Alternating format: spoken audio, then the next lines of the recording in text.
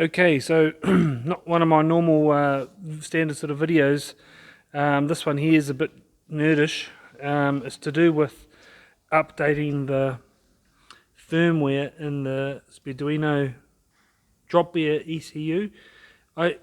I'm pretty thick when it comes to stuff like this, but I had a read up on how to do it, and I couldn't find that much information on exactly what to do. Even when I did get a little bit of help, I still couldn't quite get there. But I worked through it, and I thought I'd just make this short video in case other people have the same issues, if they're a bit thick like me. But it worked out. So I'll tell you what I've done.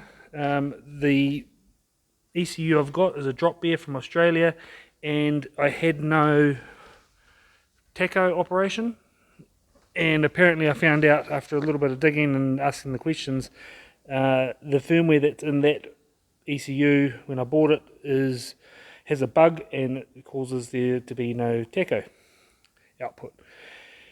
So I've been told to update it to the latest version, and I was told to download a program called Speedy Loader, which I did.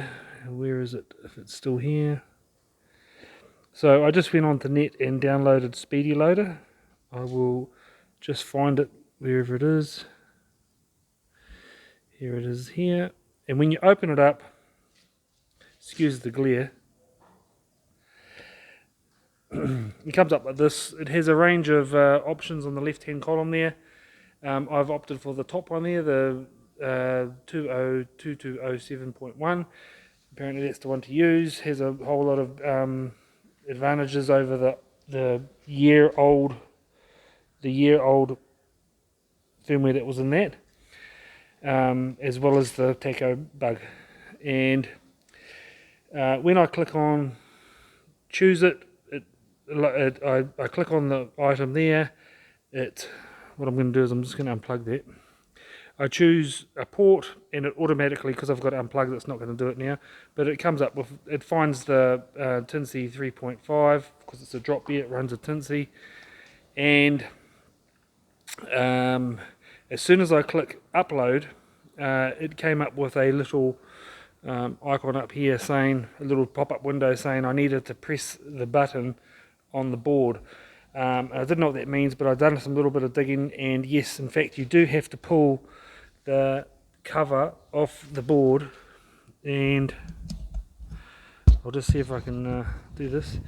There is a little tiny button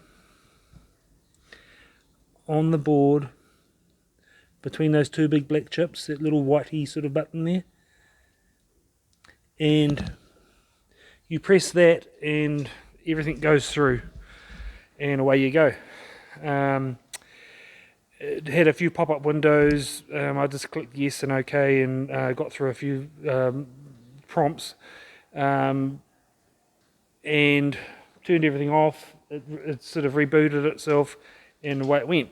I initially took photos of all the basic tune that's in there at the moment anyway. It's just a real basic one just to get me started and running.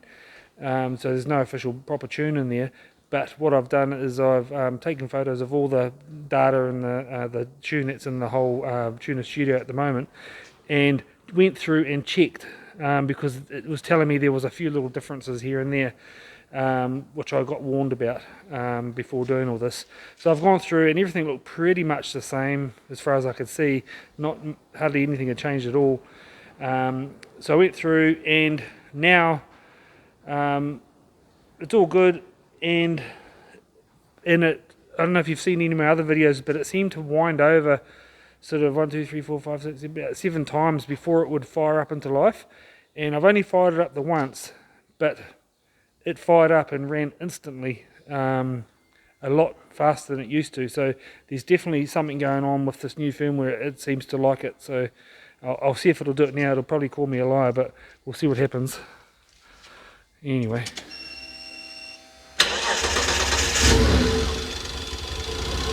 So that instant, and I've got a rev counter that works.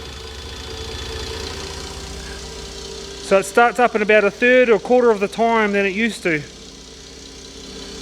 which I'm pretty happy about. So onwards and upwards.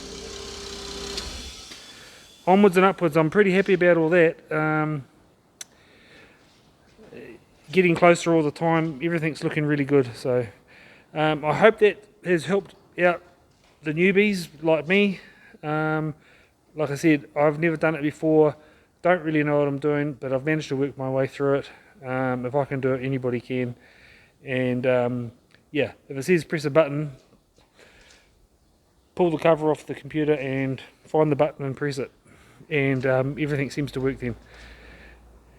So I'm pretty happy about that, and hopefully that'll help somebody out. Alright then, see you later, bye bye.